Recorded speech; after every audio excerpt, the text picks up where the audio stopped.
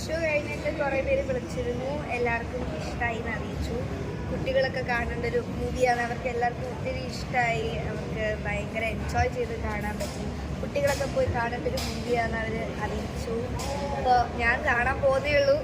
എൻ്റെ എക്സൈറ്റ്മെൻറ്റിലാണ് ഇരിക്കുന്നത്. കാരണം നമ്മൾ ഡബ്ബിങ് കഴിഞ്ഞിട്ട് കണ്ടിട്ടില്ല, ഫൈനൽ എഡിറ്റ് കണ്ടിട്ടില്ല.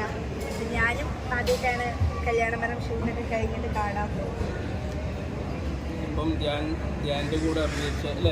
അതെ, ആദ്യമായിട്ടാണ് ധ്യാൻ ചേട്ടനോട് അഭിനയിക്കുന്നത്. അപ്പോൾ എനിക്ക് ഒത്തിരി പ്രിയപ്പെട്ടതുകൂടിയാണ് ഞാൻ ഈ മൂവി ചെയ്തത്. ഞാൻ ഒത്തിരി എൻജോയ് ചെയ്തൊരു മൂവിയാണ്. ഇപ്പോൾ ആതിര ചേച്ചിയാണെങ്കിലും ധ്യാൻ ചേട്ടനാണെങ്കിലും വീരാൻജി, അതുപോലെ മനോജങ്ങളുടെ കൂടെ സുന്ദരി വളവിൽ അഭിനയിച്ചിട്ടുണ്ട്. പിന്നെ ശ്രേയ ചേച്ചി ഞങ്ങൾക്ക് നന്നായിട്ട് അറിയാവുന്നതാണ്. പക്ഷെ ആദ്യമായിട്ടാണ് ഞങ്ങൾ ഒന്നിച്ച് ഒരു മൂവിയിൽ ചെയ്യുന്നത്. ചേച്ചി ഇതിൽ ഒരു പാട്ട് പാടിയിട്ടുണ്ട്.